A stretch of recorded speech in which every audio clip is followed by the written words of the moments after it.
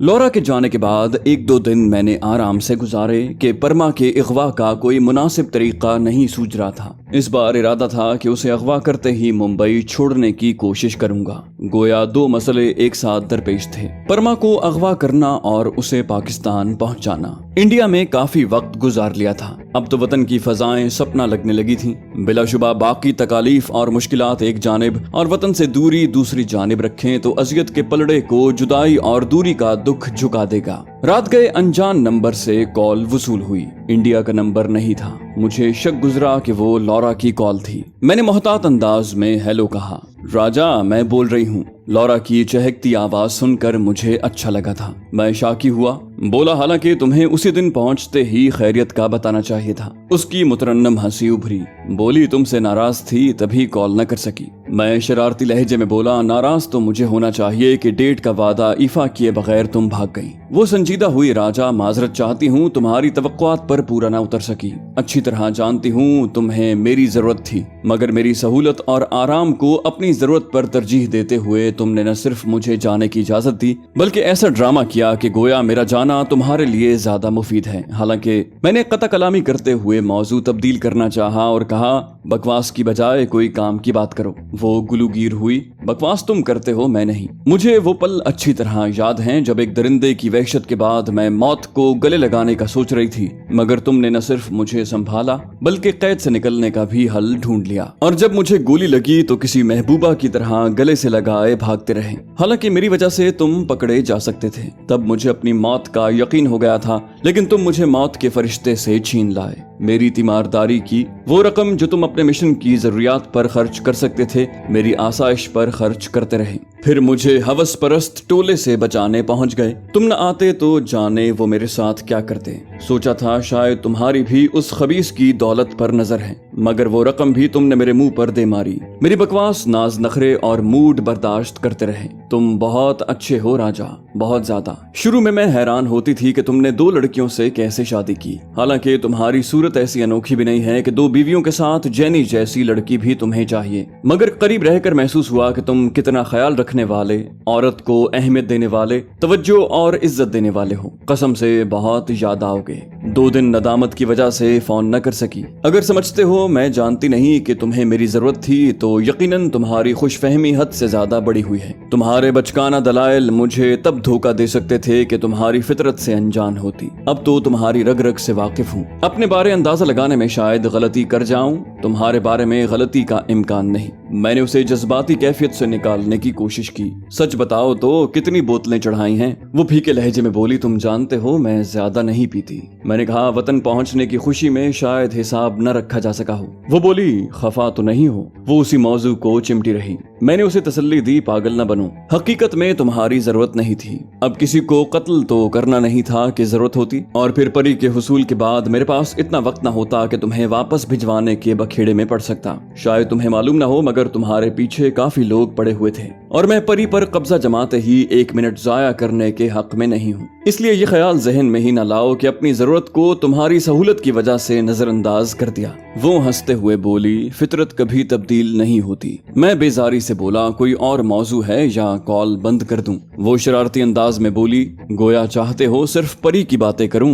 मैंने कहा, नहीं, डेविड का बताओ कैसा है? तुम्हारी वापसी पर खुश तो हुआ होगा। वो बोली, उससे मुलाकात नहीं हुई, पासपोर्ट बनने का इंतजार कर रही हूँ। और वो तफसील बताने लगी। 15-20 मिनट गपशप करने के बाद हमने राब्ता मुनक़ता कर दिया। अगले दिन मैं बदले हुए हुलिये के साथ शुक्ला की कोठी के सामने मौजूद था। कार की बजाय मैंने मोटरसाइकिल की सवारी को तरजीह दी थी। मोटरसाइकिल खरीदना मेरे लिए मसला नहीं था। 2 दिन मुसलसल निगरानी के बाद भी परमा की शक्ल नजर नहीं आई थी। तीसरे दिन मेरी उम्मीद बर आई। काले रंग की मर्सिडीज के अकब में 2 जीपों को देखकर मुझे अंदाजा करने में देर न हुई कि कार में कौन हो सकता था। कार को मतलूबा अस्पताल और कॉलेज का रुख करते देखकर मेरा गुमान यकीन में तब्दील हो गया था। ट्रैफिक इतनी ज्यादा थी कि उन्हें ताक़ुब का शुबा नहीं हो सकता था। पार्किंग में कार रोककर वो नीचे उतरे। परमा के चेहरे पर मुझे उदासी नजर आई थी। उसके अकब में नया मुहाफिज नजर आ रहा था। बाकी मुहाफिज उसके पीछे चल पड़े थे। चूंकि लोगों की आमदरफ्त जारी थी, इसलिए मैं भी थोड़े से वक्फे से उनके पीछे हो लिया।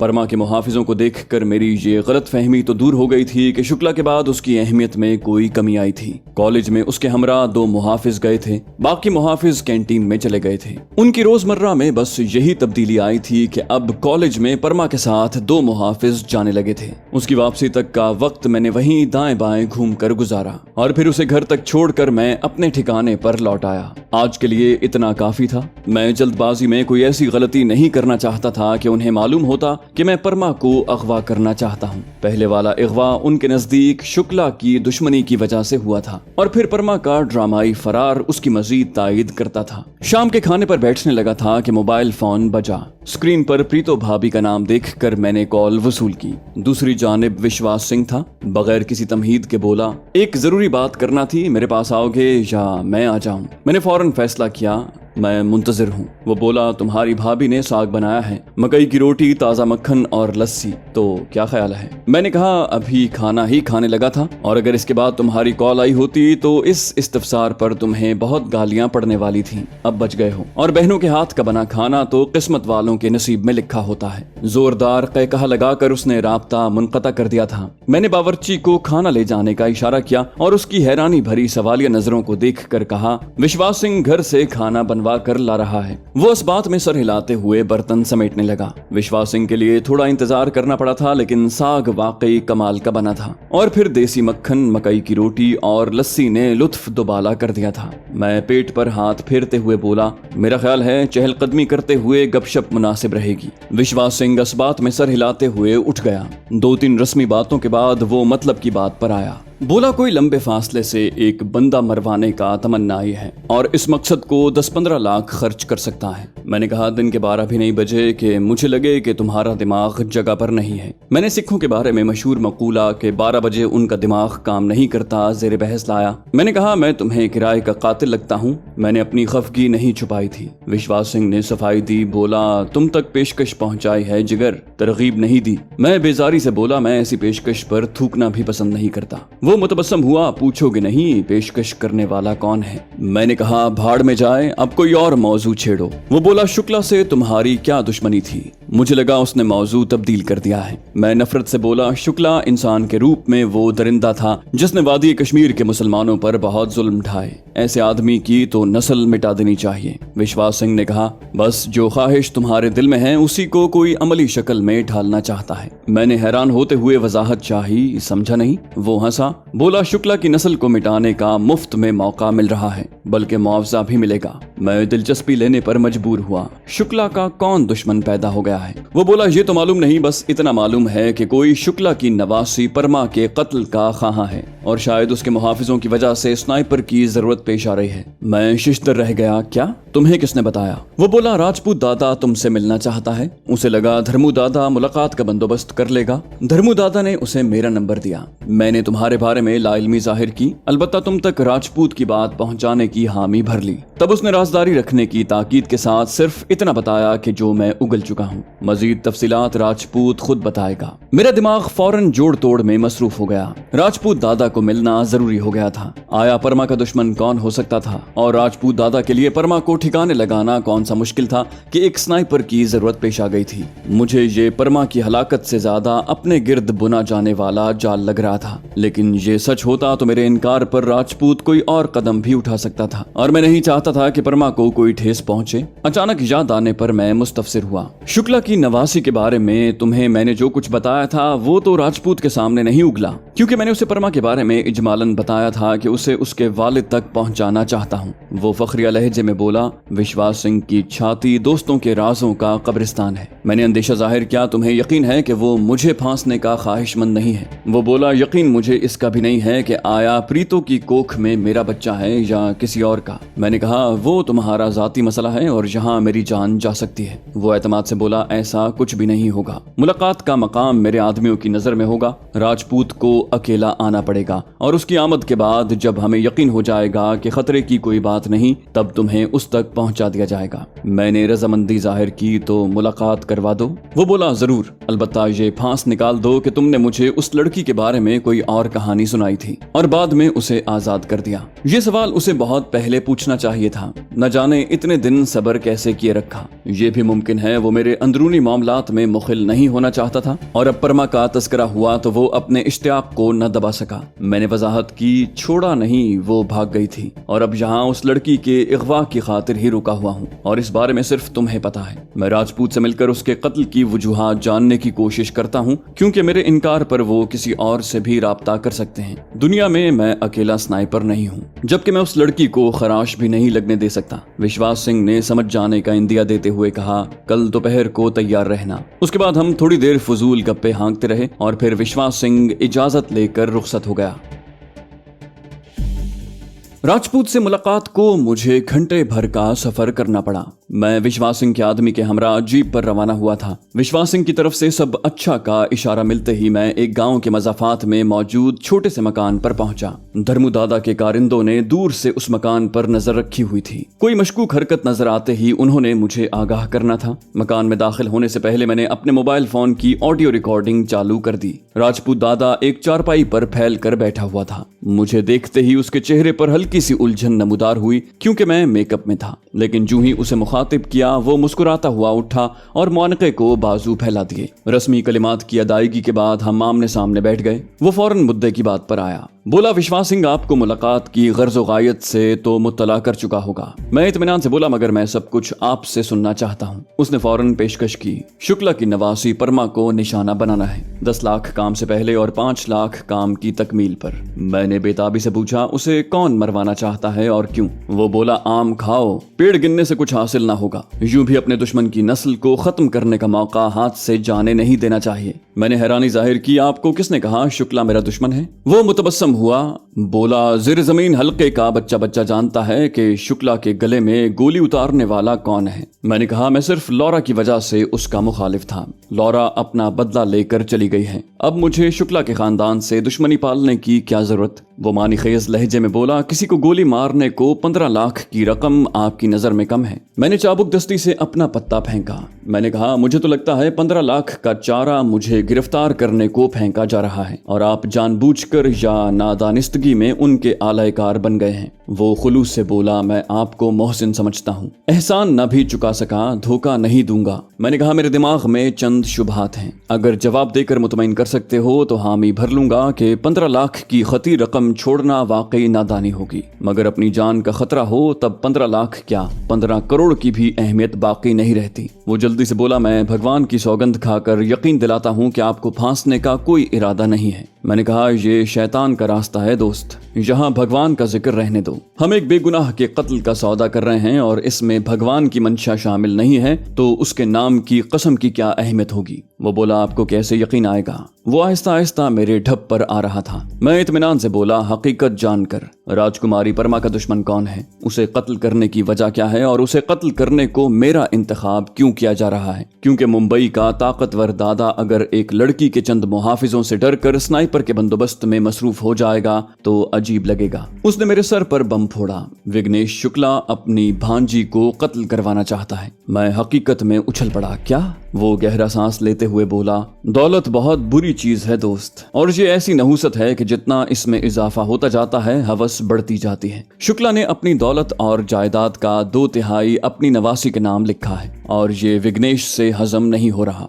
गो फिलहाल तो परमा उसकी सरपरस्ती में है, मगर जल्द ही किसी को जीवन साथी चुनकर अपना रास्ता अलग करने का सोचेगी। तब विघ्नेश की ये हैसियत नहीं रहेगी जो इस वक्त है, और वो वक्त आने से पहले विघ्नेश इस कांटे को निकालना चाहता है। मैंने पूछा, मेरे इंतखाब की क्या वजह है जबकि ये काम आप आसानी से कर सकते हैं? उसने वजाहत की। बोला, वो चाहता है परमा का कत्ल उसके जिम्मे न लगे क्योंकि परमा का कोई दुश्मन नहीं है और उसके मरते ही फौरन विघ्नेश की जात शुबे की जद में आएगी। मैं तंजिया लहजे में बोला, स्नाइपर की गोली पर क्या तफसील लिखी होगी कि विघ्नेश बेगुनाह है? वो बोला, शुक्ला का कत्ल आपकी उससे दुश्मनी को जाहिर करता है और परमा को जब एक स्नाइपर की गोली निशाना बनाएगी तो ध्यान फौरन आपकी तरफ जाएगा। विघ्नेश दावा कर सकता है कि आप उनके खानदान के खात्मे के दर पे हैं। मैंने उलझन जाहिर की, तो मैं ही क्यों, कोई भी स्नाइपर इससे कम कीमत में ये काम कर सकता है। उसने उलझन सुलझाई, बोला 2 किलोमीटर से सिर्फ राजा ही ये कर सकता है और परमा को भी 2 किलोमीटर के फासले से निशाना बनाना है ताकि आपके अलावा किसी पर शुबा ही न किया जा सके।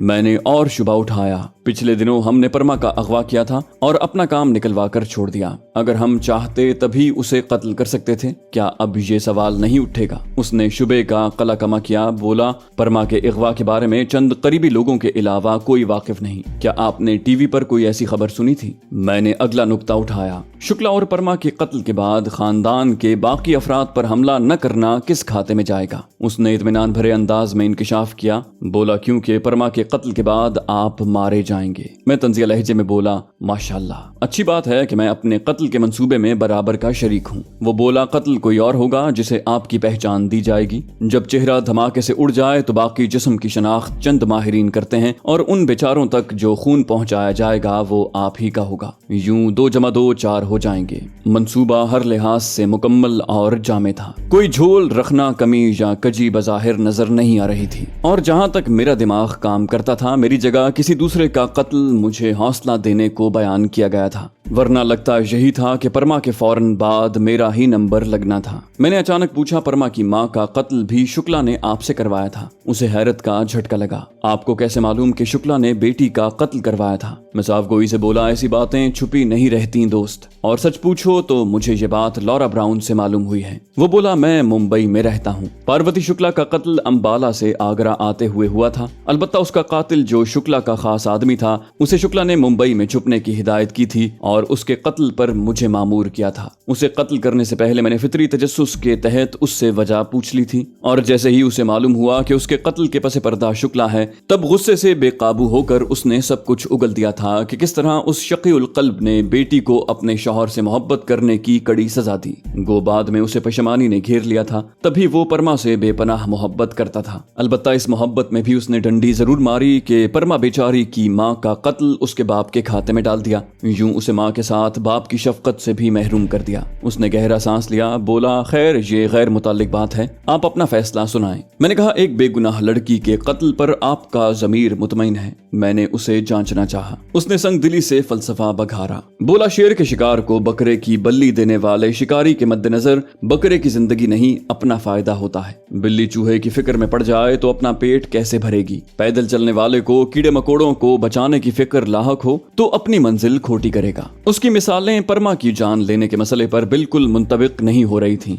लेकिन मैं परमा का वकील बनकर नहीं बैठा था कि फजूल की बहस करता। मेरा मकसद अपने मिशन की तकमील था। मेरा दिमाग इस तगोदौ में था कि इस मुलाकात को अपने लिए कैसे मुफीद बनाया जा सकता है। मैंने पूछा, परमा का वालिद जिंदा है या उसे भी स्वर्गवासी कर दिया गया है? राजपूत ने मुंह बनाया, बोला, इस सवाल का हमारे मामले से क्या ताल्लुक? मैंने बज़ाहिर बेनियाजी और बेपरवाही से उसके सामने तजवीज रखी। बस यूं ही ख्याल आ गया था कि अगर विघ्नेश शुक्ला अपनी भांजी को किसी तरीके से बाप के पास भिजवा दे तो उस पर इल्जाम भी नहीं आएगा और भांजी से भी जान छूट जाएगी। वो बोला, वो अपने खानदान की सुबकी कहाँ करवाना चाहेगा? उसकी भांजी मुसलमान बनकर पाकिस्तान में परवरिश पाए, ये उससे बर्दाश्त नहीं होगा। मुखालिफिन के हाथ उसे नीचा दिखाने का मौका हाथ आ जाएगा। शुक्ला की जिंदगी में परमा पाकिस्तान नहीं गई थी, अब क्यों चली गई है? इसका जवाब अगले खुद ही फर्ज कर लेंगे जो शुक्ला की दौलत और जायदाद का हुसूल होगा। और सबसे बढ़कर परमा हमेशा उसके सर पर तलवार की सूरत में लटकती रहेगी, क्योंकि वो किसी भी वक्त भारत लौटकर अपनी जायदाद का मुतालबा कर सकती है। इसलिए सोचा जाए तो परमा के कत्ल से बेहतर इस मसले का कोई हल नहीं है। मैं लालची अंदाज में बोला, मुझे जानना है कि विघ्नेश शुक्ला ने परमा के कत्ल के बदले कितने इनाम का ऐलान किया है। राजपूत जल्दी से बोला,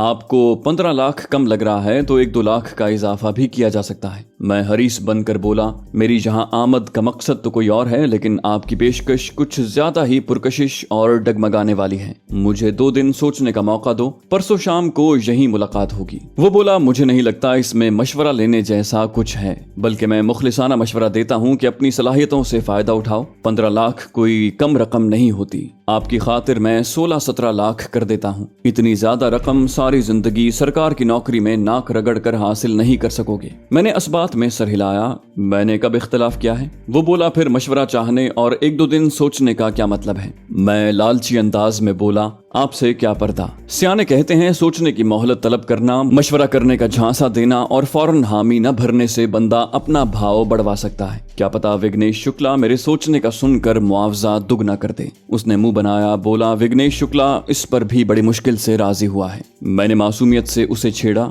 वैसे इस सौदे में आपको क्या मिलेगा। गला खनकारते हुए उसने हल्का सा तवक्कुफ किया और फिर बात गोलमोल करता हुआ बोला, मैं तो उसका खास आदमी हूँ और उसे मुझसे कोई एक काम तो नहीं होता कि वाज़े बता सकूं। मैंने कहा, परसों मुलाकात होगी और कोशिश करना 20 लाख देने पर तैयार हो जाए। 15 काम से पहले, 5 बाद में। मेरी कोशिश थी कि मेरी लालच देखते हुए वो सोचे कि मैं बिल्कुल भी इनकार नहीं करूंगा। वो मुसिर हुआ, यार 20 लाख मुआवजे की जिम्मेदारी मैं लेता हूँ, अब सोचने वगैरह का ड्रामा छोड़ो और हामी भरो। मैं जुमानी लहजे में बोला, देख लिया ना, थोड़ी सी लैतोलाल दिखाने से 15 से 20 लाख हो गया है। बहरहाल ठीक है, 20 लाख के बदले मैं विघ्नेश जी की जान इस मुसीबत से छुड़ा दूंगा। उसने खुशगवार हैरानी जाहिर की, तो आप तैयार हैं? मैं मुसमुसे लहजे में बोला, आपने इनकार के काबिल छोड़ा ही कहाँ है। राजपूत खिलखिलाकर हंस पड़ा, बोला, अब समझदारी दिखाई है। कोट के अंदरूनी जेब से बड़े नोटों की 5 गड्डियां निकालकर उसने मेज पर रखी। बोला, ये 10 लाख हैं, 5 लाख कल मिल जाएंगे। हरिसाना अंदाज में नोटों की गड्डियां झपटते हुए मैं मुस्तफसिर हुआ, कब करना है? वो बेसब्री से बोला, कल जुम्मा है और इतवार से पहले काम हो जाना चाहिए। मैंने इस बात में सर हिलाया, जुम्मे के दिन मुसलमान सिर्फ नेकी का काम करते हैं, कारोबार की बातें अगले दिन पर। अलबत्ता आप कल शाम तक रकम पहुंचा देना ताकि दिल जमई से काम कर सकूं। वो बोला, रकम कल सुबह ही विश्वास सिंह के हवाले कर दी जाएगी। मैं जल्दी से बोला, ऐसा भूल कर भी ना करना, विश्वास सिंह एजेंसी की नजरों में है। ये आपकी खुशकिस्मती है कि मेरा नंबर उसके पास महफूज था, वरना यहाँ मेरा खैर खा कोई नहीं है। धर्मू दादा और उसके आदमियों से मेरा कोई वास्ता ताल्लुक नहीं है। उसके साथ फकत आपको पकड़ने की बात हुई थी और अब यहाँ से जाते ही मैं अपना मोबाइल फोन फेंक दूंगा, क्योंकि इसके जरिए दुश्मन आसानी से मुझ तक पहुंच सकते हैं। करण चावला मेरे पीछे पड़ा है और मैं दोबारा पकड़ा गया तो गया काम से। वो कहने लगा, जानता हूँ करण चावला और अथरी हसीना। मैंने सूरत से कता कलामी की, 1 मिनट राजपूत दादा, क्योंकि मुझे लगा वो ममता दीदी के मुताल्लिक कोई बकवास करने वाला है। मैंने कहा, सुनीता जायसवाल के मुताल्लिक सोच समझ कर कुछ बोलना, वो मेरी दीदी हैं। राजपूत फीकी मुस्कुराहट से बोला, वो मजबूत किरदार की लड़की है और ऐसी लड़कियों को 2 नंबर लोग यूं ही बेहूदगी से पुकारा करते हैं। बहरहाल आपने पहले से मुत्तला करके अच्छा किया। मैं बस ये कहना चाहता था कि वो भी आपकी तलाश में सरगर्म है, बहुत चालाक और होशियार है वो। मैंने फकत सर हिलाने पर इक्तिफा किया था। उसने पूछा, तो रकम आप तक कैसे पहुंचाई जाए? मैं इत्मीनान से बोला, अपने छोटे भाई विशाल गुप्ता के पास रखवा देना, मैं वसूल कर लूंगा। वो हंसा और बोला, वैसे विशाल गुप्ता के साथ आपकी आखिरी मुलाकात कोई बेहतर हालात में नहीं हुई थी। मैं संजीदगी से बोला, अगर अपनी जिंदगी को वो मेरा एहसान नहीं मानता तो उससे बड़ा एहसान फरामोश कोई नहीं है। उसने जल्दी से तरदीद की, बोला, ऐसी बात नहीं है, वो आपकी बड़ी तारीफ कर रहा था। मैंने कहा, उसे बता देना अच्छा सा बंदोबस्त कर ले, कल दोपहर का खाना इंशाल्लाह उसके हमरा खाऊंगा। वो बोला, जरूर, और उसने नशिस्त छोड़ दी। अलविदाई मुसाफा करके मैं बाहर निकल आया। ड्राइवर जीप के पास तैयार खड़ा था। मोबाइल फोन की रिकॉर्डिंग ऑफ करते हुए मैंने नशिस्त संभाली। गाड़ी मकान से बाहर निकालते हुए उसने पूछा, वापस जाएंगे? इस बात में सर हिलाते हुए मैं ऑडियो रिकॉर्डिंग लॉरा के ईमेल एड्रेस पर भेजने लगा, क्योंकि मैं नहीं चाहता था कि किसी हादसे की वजह से इतनी कीमती रिकॉर्डिंग जाया हो जाए। साथ ही मैंने लॉरा को भी वजाहत लिख दी ताकि खामखा सर न खपाती रहे। एक नहर के पुल पर से गुजरते वक्त मैंने अपना मोबाइल फोन अंदर उछाल दिया, क्योंकि अब विश्वास सिंह के पास मेरे नंबर मौजूद होने की खबर ने फैल जाना था और मैं खतरा मोल लेने के हक में बिल्कुल भी नहीं था।